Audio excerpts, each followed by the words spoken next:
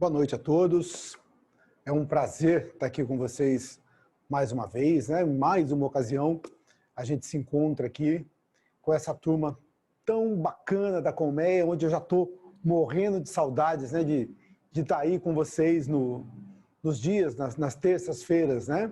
E hoje, mais uma vez, a gente se encontra aqui para podermos falar de temas tão importantes e tão atuais ao mesmo tempo. Então, muitas dessas coisas que a gente está falando aqui são coisas que estão no Evangelho, mas que, ao mesmo tempo, são coisas muito atuais. E, ao longo desse capítulo 3, onde a gente vai conversar um pouquinho, vai debater um pouquinho hoje, a gente vai ver o quão atuais são conceitos que foram passados para a gente por Jesus, né? E que cada dia que passa, quanto mais a gente cresce, quanto mais a gente evolui, a gente vai vendo que essas coisas acabam tomando cada dia mais essa proporção, esse tamanho. Tá? Então, hoje, em especial, a gente vai falar sobre esse tema aqui. Ó. No capítulo 3 do Evangelho segundo o Espiritismo, há muitas moradas na casa do meu Pai. Eu vou ler aqui só a passagenzinha e aí a gente vai conversar como a gente sempre conversa. Ok? Que vosso coração não se turbe. Crede em Deus, crede também em mim. Há muitas moradas na casa de meu Pai. Se assim não fosse, eu já vos teria dito, porque eu me vou para preparar o lugar. E depois que eu tenha ido, e que vos tenha preparado o lugar, eu voltarei e vos retomarei para mim, a fim de que lá onde eu estiver, ali estejais também. Isso aqui está lá em João 14, de 1 a 3. Então vamos lá, vamos tentar entender um pouquinho isso que Jesus deixa para a gente lá através de João. Ele está dizendo para a gente que tem muitas moradas na casa do Pai. Então, o que é, em primeiro lugar, a casa do meu Pai? A casa do Pai é um universo infinito, esse universo que para nós, né, ele acaba sendo considerado infinito. Por quê? Porque, só para a gente ter uma ideia, se eu pegar a Via Láctea, que é esse cantinho do universo onde nós moramos, né, essa nossa galáxia, e eu fosse atravessar a Via Láctea de uma ponta, de uma extremidade à outra, eu demoraria, senhores, 150 mil anos viajando à velocidade da luz. Ou seja, essa raça nossa que está aqui, o Homo sapiens, segundo alguns historiadores, ele teria aí na faixa de 70, 80 mil anos. Puxa, então eu peguei e comecei a viajar aqui, ó, de uma ponta da Via Láctea, e o homem vai surgir aqui no meio dessa minha viagem. Mais ou menos no meio dela. E agora que eu estaria chegando na outra ponta, com esse homem já, essa raça sapiens com mais de 70 mil anos. E por que a gente teria diferentes estados da alma na erraticidade? Então, se eu tenho um universo como a casa do Pai, e eu entendo que ele tem muitos planetas, muitos lugares habitados, eu poderia dizer, então, que cada um desses estados, desses lugares, vai comportar almas que estejam de acordo com aquela vibração daquele lugar. Então eu vou ter todos os tipos de almas, todos os tipos de espírito. Eu vou ter espíritos mais atrasados, espíritos um pouco mais evoluídos, espíritos numa escala muito maior, espíritos numa escala crística, ou seja, isso vai variando até o infinito. Então, para cada um, eu vou ter um lugar apropriado. E aí, o que a gente pode entender? Né? Se eu tenho diferentes estados de alma na erraticidade, só para a gente entender o que é erraticidade, tá? Que às vezes fica um termo assim meio crítico, né? A gente acaba não entendendo direito aquilo que a gente está falando. O que o Kardec fala? O Kardec, sempre que cita o espírito desencarnado, ele vai dizer que esse espírito desencarnado está na erraticidade. Ok? Um espírito errante. Mas não significa naquele sentido pejorativo que a gente tinha lá atrás. Para ele, não está encarnado, está na erraticidade. Ok? Só para a gente poder entender esse conceito aí. Então, se eu tenho vários tipos de alma na erraticidade, a primeira coisa que eu tenho que entender, eu estou hoje aqui encarnado. A partir do momento que eu desencarno, o meu estágio de evolução espiritual não muda. Todo mundo sabe disso. O meu estágio de evolução espiritual ele continua exatamente o mesmo. Só que agora sem as vestes físicas. Eu não tenho mais o corpo físico. Mas o meu nível de evolução, ele continua. E olha que interessante. A nossa mente, ela é muito poderosa. E hoje mesmo, eu estava conversando com um grupo de pessoas e uma pessoa disse com relação à outra. Né? Uma mãe disse com relação ao filho. Mas é claro que não no sentido negativo. Só para a gente poder citar aqui, pontuando aquilo que a gente faz no dia a dia. Aí a mãe falou assim, esse meu filho, ele não gosta de vendas. E aí, o garoto estava do lado. Eu falei, cuidado com aquilo que você está dizendo. Mas por que eu tenho que ter cuidado? Porque a gente está plantando nele uma crença. Então, eu já estou colocando para ele a crença de que ele não gosta de venda. E isso fica lá, nesse espírito. Olha, eu não gosto de venda. Por quê? Porque minha mãe falou que eu não gosto de venda. E esse cara vai ter 40 anos. Não, eu não gosto de venda. Mas ele nunca tentou vender nada, nunca tentou vender nem rifa. Então, ou seja, cuidado com as nossas crenças. Por que eu estou dizendo isso? Porque quando eu desencarno, muitas vezes eu vou em busca daquilo que eu acredito, eu vou em busca das minhas crenças.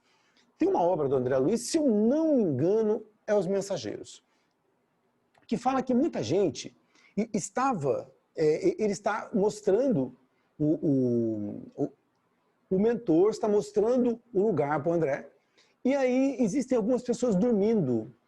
E em determinados momentos, um levanta e sai correndo, o outro levanta e sai correndo, e eles estão sempre ali dormindo. E aí o André pergunta, mas por que isso acontece? Por que eles estão dormindo? Porque eles acreditavam que eles iriam dormir. Responde esse nosso amigo, o mentor. Ou seja, aquilo que eu acredito muitas vezes, para mim, se torna uma verdade. Então, lá no plano espiritual, ou seja, outro erro, não é lá no plano espiritual, né? O plano espiritual está em toda parte, né? Ou seja, no plano espiritual, quando eu estou na erraticidade, muito daquilo que eu acredito, eu acabo levando. Então, como eu tenho vários estados da alma na erraticidade, eu vou ter que ter esses vários lugares que vão comportar cada um no seu determinado estágio, ok? E aí, o que acontece? Como eu tenho vários estágios, eu vou ter diferentes categorias de mundos habitados. E isso é simples de entender. Vamos trazer esse exemplo aqui para a Terra, para o nosso planeta Terra. Aqui nós temos escolas. Eu pego um garoto e coloco lá no primeiro ano. Então, esse garoto, ele está aprendendo tudo o que lhe compete saber no primeiro ano.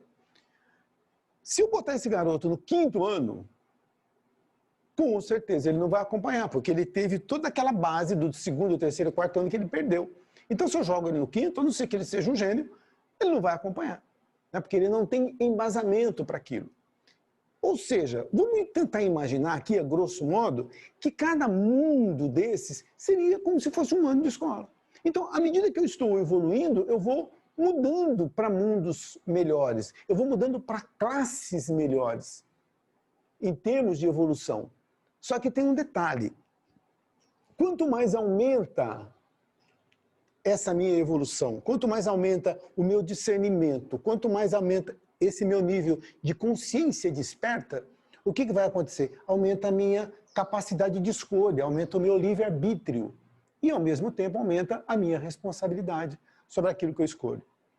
Quando um gato desencarna, não tem muito que ser julgado. Olha, então o gato morreu, então agora o gato vai para o julgamento dos gatos. E vamos ver o que esse gato fez e se esse gato merece ir para um estágio melhor. Não tem como, porque o gato ele só segue o seu instinto.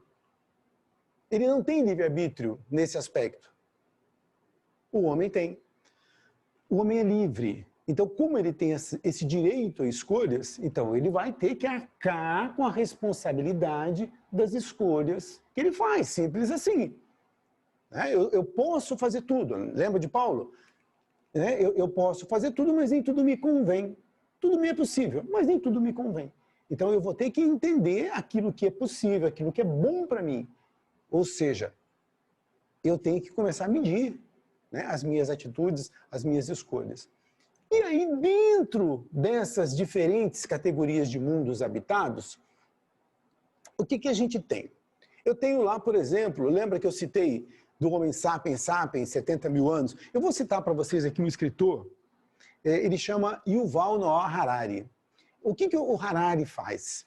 Ele tem um livro chamado Sapiens, tem alguns outros chamado Homo Deus, e outros livros. Então, nesse livro Sapiens, ele vai contar para a gente como que vem essa evolução humana, né? Desde o homem lá de Neandertal, o Homo erectus, né? E até chegar aqui nesse Homo sapiens sapiens, nesse homem tecnológico que nós somos hoje. Então, durante muitos anos, o homem, ele era um caçador-coletor. Ele andava pelos campos, pegando fruta, comendo peixinho, né? Comendo aquilo que a natureza lhe dava. Isso segundo Harari. Esse homem, ele está vivendo onde? Quando a gente pega e faz uma analogia de tudo isso, eu poderia dizer que talvez esse homem estivesse vivendo no paraíso do Adão. Porque ele não precisava trabalhar, a natureza dava tudo para ele. Tá? Eu estou tentando fazer um link aqui, tá, gente? Entre a ciência e aquilo que é ensinado pela religião. Então, esse homem estava vivendo numa situação de relativa tranquilidade, né? Se é que se pode dizer que correr de leão e correr de tigre é tranquilidade. Mas ele era um homem que andava por aí comendo aquilo que a natureza lhe dava. 10 mil anos atrás, teve um negócio chamado Revolução Agrícola. Quando tem a Revolução Agrícola, esse homem ele começa a parar nos determinados lugares e, através desse movimento, ele começa a plantar. Ele fala, pera um pouquinho, em vez de eu ficar andando por aí, eu vou começar a plantar. Então, ele faz lá o seu cercado, né? Escolhe um cantinho ali, e ali ele planta, ele colhe. Só que tem um problema. Eu estou plantando feijão. Só que eu preciso de arroz. Então, como é que eu faço? Eu tenho que encontrar um outro cara lá que planta arroz. E aí a gente começa a trocar, né? Ou seja, começa a haver um desenvolvimento, começa a surgir o comércio. Só que tem um detalhe, eu tenho feijão, ele tem arroz, mas só que ele também tem feijão, porque ele já trocou feijão com outro cara. Então, ele tem arroz, mas ele não quer o meu feijão. Mas tem um outro cara, você entendeu? Então, o que surge? Surge a moeda, surge o dinheiro, porque senão eu tinha que encontrar alguém que quisesse a minha mercadoria e que eu quisesse a dele. Fica muito difícil a vida. Então, olha como é que o homem vai evoluindo. Nesse momento, a gente está onde? Num mundo primitivo. Lá, aquele homem ainda muito, com um comportamento ainda muito rudimentar, né? Com uma língua, uma linguagem ainda que está no seu início, muitos rugidos, mas acaba não falando, não tendo um vocabulário, né? E tudo mais. Então, esse homem, durante muito tempo, ele é o protagonista nesse mundo primitivo.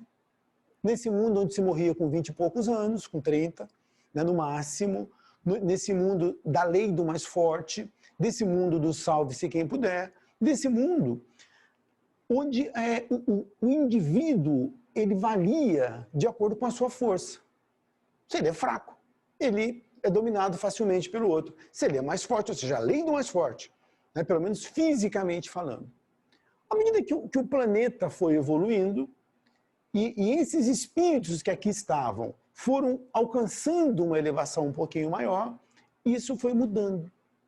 A partir de um certo momento, a Terra deixa de ser um mundo de expiação e prova e passa a ser um mundo minto. Ele deixa de ser um mundo primitivo e passa a ser um mundo de provas e expiações. Ou seja, a gente sai do primeiro estágio e entra no segundo. Então agora a gente mudou de fase, mudamos de status aqui, passamos a ser um mundo de expiação e prova.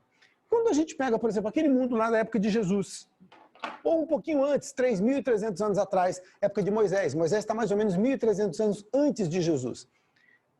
Poxa, ali eu já tenho os grandes impérios, eu já tenho um sistema de uma sociedade, eu já tenho cidades, eu já tenho a família, eu já tenho uma língua mais desenvolvida, eu já tenho vários idiomas, eu já tenho a política, ou seja, política que eu estou falando não é essa política partidária, tá? É a política, a arte de conviver. Tá? O homem é um animal político, ou seja, é um animal que vive para se comunicar, para se relacionar com os outros homens. Né? E aí o que acontece? Nesse momento, a gente está entrando já, lá no comecinho, nesse planeta de provas e expiações, nesse momento de provas e expiações, onde a Terra entrou. E hoje, 2021, nós estamos, né, no finalzinho, no limiar desse planeta de provas e expiações, e estamos mudando de fase de novo para um mundo regenerador. Tá? Então, daqui a pouco a gente vai falar o que é o mundo regenerador. Mas vamos entender primeiro, então, o que acontece no mundo de provas e expiações. Primeiro, o que a gente vai observar? O mal ainda prevalece bastante. Ainda existe muito mal, mas já existe também, nesse nosso estágio, que a gente já está no finalzinho dele, já existe também muita gente boa, muita gente com um coração bom. E eu tenho certeza absoluta que se a gente for observar, pelo menos no nosso convívio aí, de um modo geral, a gente vai ver que a maioria das pessoas que a gente conhece, elas são boas. Né? E sempre tem um cara ali no meio que... Né? Ou seja, se você bota... numa cidade como São José, se você bota aí uma turma aí de 30, 40, 50, 100 pessoas que tem o pensamento de remar contra vamos supor que se você pegasse 100 pessoas que saíssem por aí praticando crimes, delitos, homicídios, eles iam colocar essa cidade em polvorosa. Mas você tem quase 700 mil que estão, pelo menos, fazendo a sua parte, estão trabalhando, estão buscando as coisas, né? Ou seja, o mal ainda existe, né? Mas ele vai diminuindo devagarinho, tá? Nesse mundo de provas e expiações. E o que é importante a gente entender? O que é prova? E a gente muitas vezes fala, eu estou no mundo de provas e expiações. Então vamos lá. Vamos tentar entender o que é prova e expiação. Então vamos primeiro na prova. Como a gente conhece, o que seria prova? O garoto, ele vai para a escola, estuda. Chega no final do bimestre, a professora fala assim, agora, Zezinho, nós vamos ter prova. Então, bacana. Só que é o seguinte, a prova de matemática, na segunda-feira de manhã, vai cair da página tal até a página tal. E você tem tanto tempo para resolver. Então, isso é a prova do aluno. E a nossa prova? Quando você encarna, quando nós encarnamos, nós temos uma missão a cumprir. Com a gente mesmo. Então, vamos lá. Vamos supor que a gente sentou com o nosso mentor espiritual, antes do nosso reencarne, e ele falou, olha, Carlos, nessa sua jornada agora, o que você acha que você precisa melhorar? Isso se a gente já tiver um determinado grau de discernimento, tá, gente? Se a gente não tiver um grau de discernimento legal, o negócio é compulsório. Mas vamos supor, né, que a gente tenha. Então, o que você acha? Ah, rapaz, eu acho que eu sou meio orgulhoso, eu acho que eu sou meio vaidoso, eu acho que eu preciso acertar em alguns pontos aí, sei lá, de repente acho que eu sou arrogante. Então, tá bom. Então, nós vamos agora... você já esteve aqui na erraticidade, já pôde refletir um pouco sobre isso, então agora a gente vai para o mundo físico, onde você vai ter as suas provas, para ver se realmente você, dentro daquilo que você está vivendo, você está melhorando nesse aspecto. E aí eu chego aqui, de repente alguém vai me falar um pouco sobre o Evangelho, ou sobre outras religiões, né, que existem excelentes religiões em todo canto. Então aí vai falar sobre Jesus, sobre Siddhartha Gautama, sobre aquele lugar onde for a cultura onde eu estiver, principalmente. E aí, aqui no Ocidente, no nosso caso, então a gente vai aprender sobre o Evangelho de Jesus, vai aprender, no caso da nossa doutrina espírita, sobre os ensinamentos dos espíritos, sobre aquilo que Kardec codificou. E aí eu vou criando aí um colchão de conhecimentos, né? E daqui a pouco começam a surgir as provas. Só que a prova que eu vou fazer, ela tem uma diferença com relação à prova do garoto que foi para a escola. Qual que é a diferença? Lembra que eu falei que o garoto que ia fazer a prova tal dia, tal hora? Que hora que é a nossa? Não sei. Que matéria que vai cair? Também não sei. Que assunto? Também não sei. Eu não sei quando essa prova vem, mas ela vai acontecer. E, de repente, você está no elevador, e se você, por exemplo, tem que aprender a ser um cara com mais paciência, por exemplo. Então, você vai encontrar, vamos lá, eu estou no elevador e encontro uma pessoa que vai mexer com essa condição minha. O elevador trava ali, fica parado e de repente eu não consigo sair daquela situação, ou eu estou na rua, encontro várias circunstâncias, principalmente dentro da família, às vezes, dentro de casa a gente encontra muitas provas, né? E aí eu vou tendo essa condição de melhorar. E muitas vezes, poxa, o meu problema era ser impaciente, e eu continuo impaciente. O meu problema era ser intolerante, e será que eu estou conseguindo melhorar essa questão? Eu estou melhorando, eu estou sendo mais tolerante? De repente, a minha questão era da vaidade. Será que eu melhorei com relação a isso ou continuo com um excesso de vaidade, beirando a ostentação e outras coisas nesse sentido? Então, as provas estão vindo. Por isso que é importante a gente sacar algumas frases que são jogadas dentro do nosso meio espírita. Orai e vigiai. Ou seja, eu estou fazendo as minhas orações, eu estou em conexão com Deus, com a espiritualidade. Mas, ao mesmo tempo, eu estou vigiando. Vigiando o quê? As minhas atitudes. Eu estou vigiando aquilo que acontece comigo. Eu estou atento àquilo que acontece. Eu estou atento aos acontecimentos. E sou alguém que está com a consciência desperta. Ou seja, peraí, isso aqui é uma prova. Como é que eu me saio nessa situação? Então eu me coloco no lugar, no papel desse observador, eu observo a mim mesmo. É o autoconhecimento. Quando eu faço isso, eu começo a me sair bem com essas questões e começo realmente a melhorar nesses quesitos que me são necessários melhorar. Olha como são importantes essas provas. Carlos, mas quando o garoto vai para a escola e ele tem que fazer uma prova, ele está provando para a professora que ele sabe. E quando eu estou me dispondo a fazer essas provas da vida, eu estou provando para quem? Para mim mesmo. Eu não tenho que provar para ninguém. Eu estou provando para mim. Que eu estou realmente aprendendo, que eu estou melhor hoje do que o que eu era ontem. Que eu estou evoluindo, que eu sou alguém hoje melhor do que eu estava antes. Eu não tenho que me comparar a você.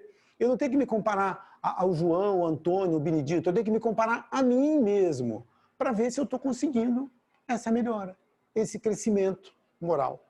Então, isso são as provas, essas são as provas. E a gente tem que estar ligado, a gente tem que estar atento, porque elas vão estar aí sempre. Pelo menos enquanto a gente estiver num planeta de provas e expiações. Beleza com relação à prova? Vamos agora para a expiação. O que é expiação? Expiação, eu estou expiando, resgatando coisas que eu fiz lá atrás. E isso a gente tem que tomar muito cuidado. Existe a terceira lei de Newton, isso lá no campo da física, que fala assim, ó, é lei de ação e reação. Na doutrina espírita, lá no primeiro livro, aquele livro do curso básico, eu não sei se alguém já fez o curso básico de espiritismo, tem uma aula sobre esse assunto. Tá? E depois a gente vai ter essa aula na escola de aprendizes. Então, a lei de ação e reação é o seguinte, eu empurro, eu sou empurrado. Não é isso que acontece na nossa vida. No meio, na nossa vida, acontece uma outra coisa, acontece a lei de causa e efeito. Ou seja, tudo que eu faço gera uma consequência. Entendeu? Porque senão seria assim, ó, eu mato alguém, alguém me mata. Eu traí minha esposa me trai. Eu bato em você, você me bate. Não, aí é pena de talião. É olho por olho, dente por dente. Não é isso que a gente tem que... O que acontece? É lei de causa e efeito. Eu bato em você, você até pode me bater, mas você vai reagir com relação a isso. Você pode ir na delegacia e entrar com um processo por agressão e eu vou ser preso, vou ter problemas com a justiça. Ou seja, eu estou assumindo a consequência daquilo que eu fiz. Eu traí a minha esposa. Ela não precisa necessariamente me trair. O que ela vai fazer? Ela pode querer a separação. e eu vou sofrer com aquilo. Eu vou perder o respeito que eu tinha das minhas filhas e dos meus filhos, eu vou perder o respeito que eu tinha com as pessoas que estavam ao meu lado, eu vou sofrer a ausência e a distância da minha família. Você entendeu? Então, ou seja, eu estou assumindo a consequência daquilo que eu fiz. Poxa, só que muita coisa que a gente faz nessa vida, naturalmente eu já estou colhendo as consequências. Por exemplo, o cara foi lá e cometeu um homicídio. O que aconteceu com ele? Ele foi preso e ficou lá 10 anos na cadeia. Nesses 10 anos, ele se privou da companhia da família, não viu o crescimento dos filhos, não pôde sair de casa, teve que ficar preso, convivendo com pessoas que também eram assassinos. Poxa, ou seja, causa e efeito. Então ele está cumprindo a pena dele. Não é porque ele matou alguém que alguém tem que matar, porque ele já cumpriu essa pena. Agora, o que acontece normalmente? Quando eu estou cumprindo e passando pelas consequências daquilo que eu fiz, eu tenho que refletir sobre aquilo que foi feito e entender, olha, poxa, ou seja, porque aí é a dor. Entendeu? Então vem a dor. Então quando vem a dor, eu tenho que aprender com essa dor, que foi a consequência de atitudes erradas lá de trás. Tem um livro de um cara chamado Leon Denis, que é um pouquinho depois de Kardec, que chama O Problema do Ser, do Destino e da Dor. Eu acabei de ler ontem esse livro, é um livro maravilhoso, e quando ele fala na dor, ele fala da dor é uma companheira, porque através dela a gente aprende muito, a gente cresce através da dor, mas não aquela dor onde eu fico xingando, murmurando por ela existir, mas a dor que eu consigo fazer dela uma professora. Gente, eu não estou falando para a gente sair procurando dor, mas eu estou dizendo que quando a dor vier como consequência de atitudes erradas do passado, que eu possa aprender com essa dor, porque aí sim eu vou sair mais forte, sair com mais condições, sair um pouco mais sábio desse processo. Então, quando a gente passa por isso, a gente está expiando aquilo que a gente fez. Só que tem uma coisa. Muitas vezes, essa expiação, ela não vem na mesma vida. Pode ser que alguma coisa que eu tenha feito lá atrás, eu tenha que sofrer as consequências, porque de repente ali não deu, mas eu vou sofrer as consequências disso lá na frente. Principalmente quando eu persisto no erro. Eu não sei se você já parou para pensar, mas a sua melhor versão é essa. Você nunca foi tão bom espiritualmente, moralmente, como você é hoje. Nas outras vidas, nós éramos abaixo daquilo que nós somos hoje. Então a gente poderia tentar fazer uma comparação com um espírito na infância e um espírito adulto. Vamos pegar aqui, nessa vida. Eu tenho lá uma criança de 5 anos que vem e chuta a minha canela. Dentro da sua ingenuidade, dentro da sua inocência, aquela criança de 5 anos, ela tá brava, ela vem e dá um chute na canela do tio Carlos ou do vô Carlos, como ela achar melhor. O que eu vou fazer com essa criança? Eu vou chutar a canela dela também? Não. Eu falo, olha, não pode fazer isso, é feio. Aí a mãe dela vai chamar atenção, né? E aí bota ela de castigo, pronto, ela já está expiando aquilo que ela fez. Agora você imagina, o dia que essa menina tiver 25 anos, eu chegar para ela e falar, vem cá, a hora que ela chegar, eu dou um chute na canela dela. Eu falo, por que você está chutando minha canela? Eu falo, porque quando você tinha 5, você chutou a minha. Então, tudo que vai, vem. Tem sentido eu fazer um negócio desse? Não tem. Por quê? Porque agora ela cresceu. Ela não faz mais isso. Muito pelo contrário, ela se transformou numa moça gentil, numa moça educada, numa moça cortês. Então não há necessidade de eu fazer isso. Porque aquilo que ela fez dentro da sua inocência, ela não faz mais. Ela já evoluiu, ela aprendeu. Ou seja, a expiação não é uma vingança divina. A expiação é para que eu aprenda. Então, muitas coisas que nós fizemos, de repente, em outras vidas, e se nós começamos a melhorar e não repetimos aquilo, e hoje nós fazemos a coisa de uma certa forma melhor do que aquilo, nós podemos ter atenuantes. Tem um texto de Chico Xavier que ele vai falar isso. Então, de repente, imagina um cara que matou alguém numa outra vida. Aí esse cara não morreu assassinado, ele desencarnou, viveu na erraticidade, esse cara reencarna. Quando esse cara reencarna, ele encontra uma família bacana que ele acolhe, e esse cara passa a ter boas atitudes. Ele vai trabalhar em um lugar onde ele ajuda a recuperar a vida de pessoas. De repente, como médico, como um motorista de ambulância, como um enfermeiro, como um farmacêutico, é alguém dentro de uma casa religiosa, de um centro espírita, e ele é um cara que se preocupa com vidas, está ajudando as pessoas, ele aprendeu, ele está distribuindo caridade por onde ele vá. Com certeza ele vai ter atenuantes. Ele vai ter atenuantes, com certeza. Então o Chico fala isso pra gente, e a própria lógica das reencarnações. Por quê? Porque essa pessoa ela já aprendeu que aquilo não é correto. Então, opa, eu sei que eu tenho muitas coisas erradas lá atrás em outras vidas. Por que eu sei? Porque essa é a melhor versão que eu já tive. Nas outras vidas eu só podia ser pior ou no máximo igual. Então é claro que a gente já fez coisas erradas. Então, à medida que a gente busca conhecer, aprender, busca a nossa melhora como seres humanos, vão ter atenuantes. Mas não é para eu fingir que sou bonzinho para ter atenuante. Não é isso que está falando. Essa melhora, ela é algo interior, é algo que vem naturalmente. Porque eu não consigo enganar a mim mesmo. Eu não consigo enganar a espiritualidade. Então, é buscarmos realmente a nossa melhora. Ou seja, estamos num planeta de provas e expiação. Por quê? Porque o nosso estágio espiritual é esse. Lembra que eu falei que a categoria dos mundos é como se fossem anos escolares?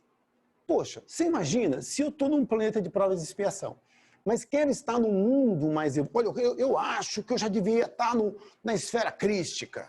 Né?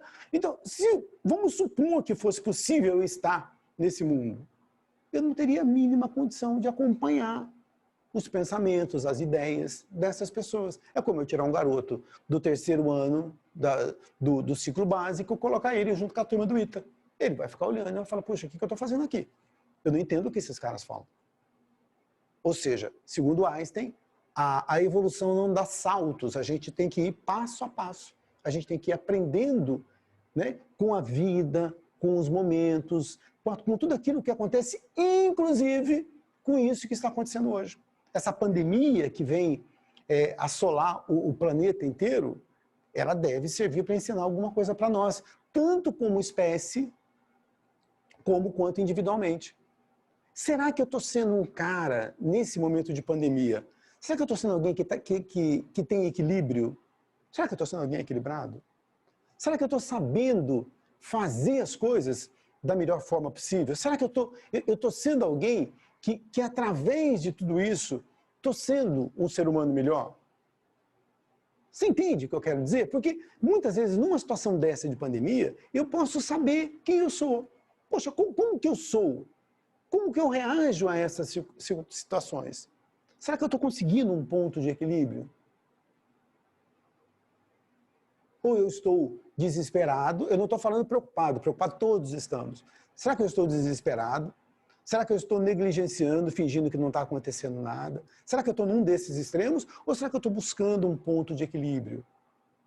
Então é importante que a gente busque esse equilíbrio.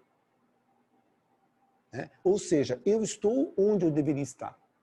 Se essa é a minha condição moral, se essa é a minha condição espiritual, tudo isso vai me ajudar e vai fazer com que eu cresça. Ou seja, está tudo certo. O processo de aprendizagem, ele está em pleno andamento. E cabe a gente extrair desse processo aquilo que ele pode oferecer para a gente. O que mais?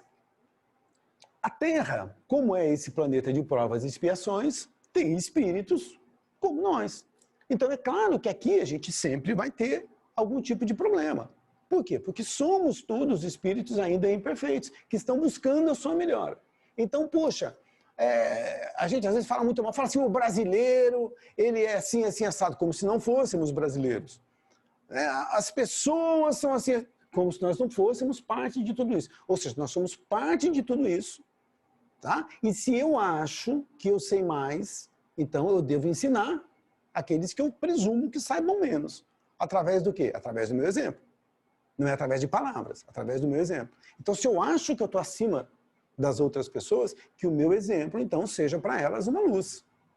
E será que eu estou sendo esse exemplo para as pessoas? Eu estou sendo exemplo de amor, de humildade, de tolerância, de paciência?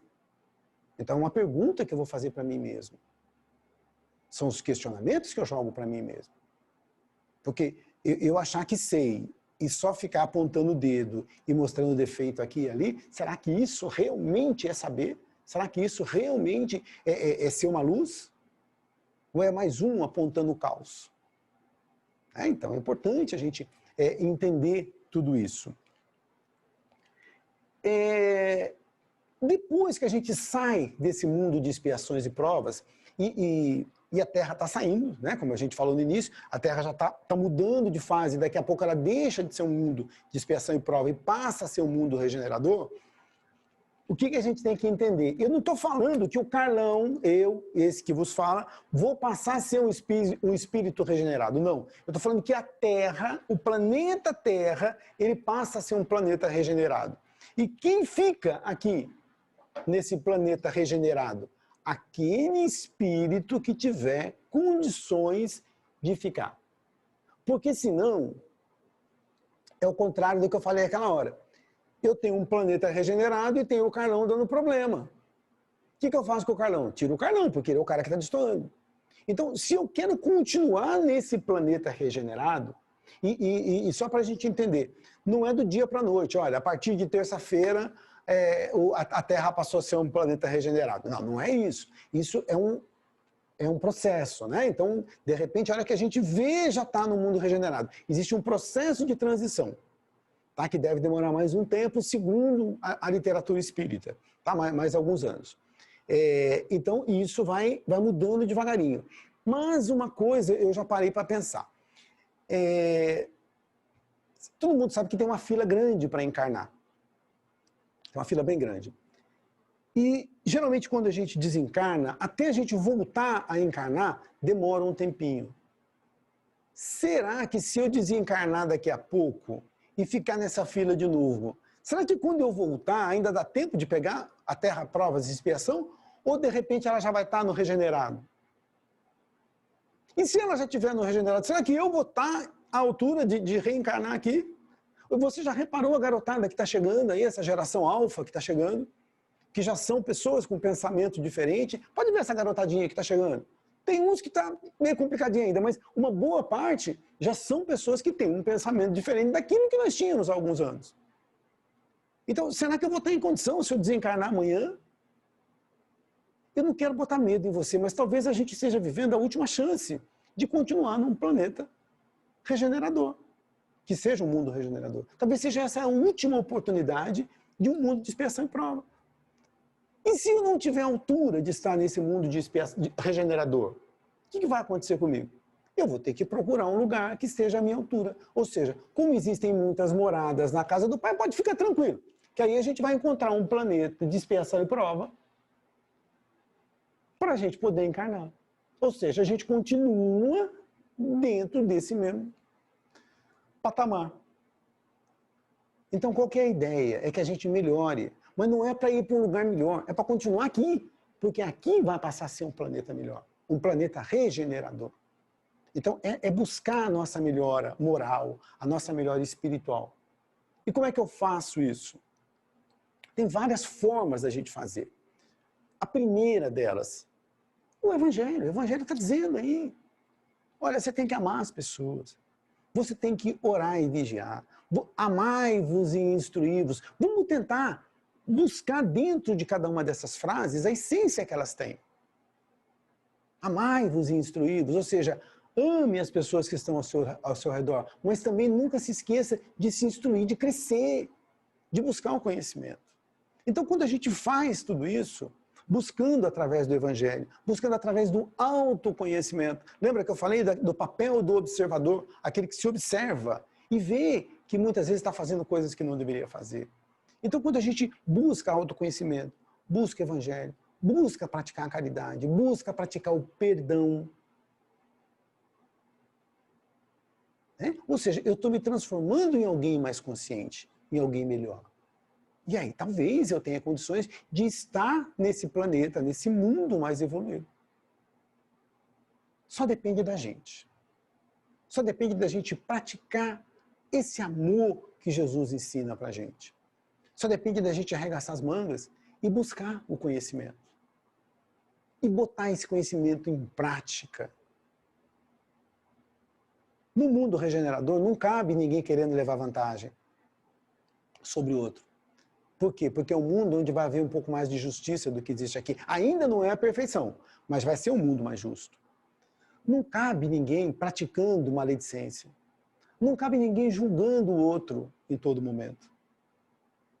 Não cabe ninguém que vire as costas para aquele que precisa. Não cabe ninguém que tem preguiça, muitas vezes, e quando eu falo essa preguiça, eu estou falando, eu me incluo todos nós, a preguiça de buscar realmente conhecer, aprender as coisas boas.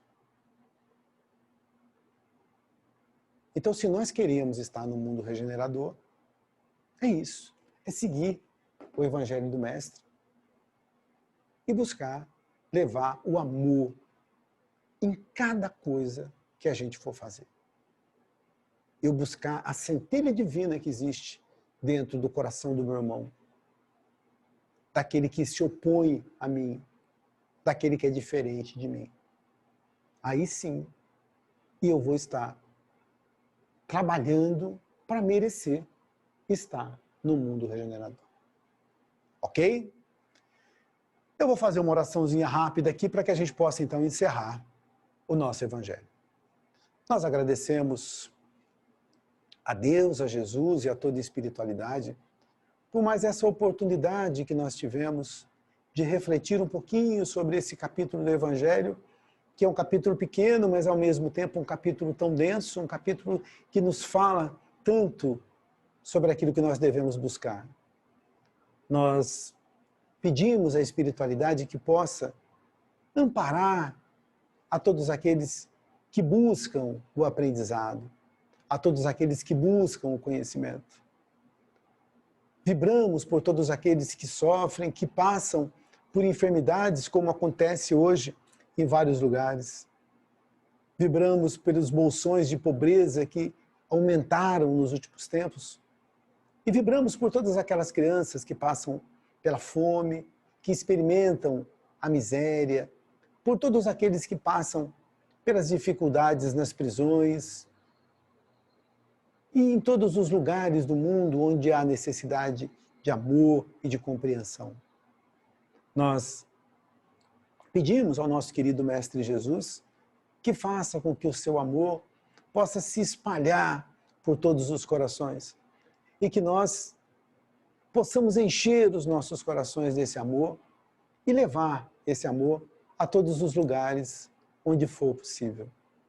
Nós vibramos por todos os irmãozinhos da Colmeia e tantos outros que nos ouvem através das redes sociais, para que todos possam sentir, através desse amor do Mestre Jesus, a prática, essas vibrações da caridade que emanam do Mestre e atingem a todos os nossos corações. E dessa maneira, agradecidos por mais essa oportunidade, nós pedimos a Deus, a Jesus e a toda a espiritualidade que nos dê permissão para finalizarmos a nossa preleção dessa noite. Que assim seja, graças a Deus. Gente, muito obrigado e até uma próxima, se Deus quiser. Um grande abraço para vocês.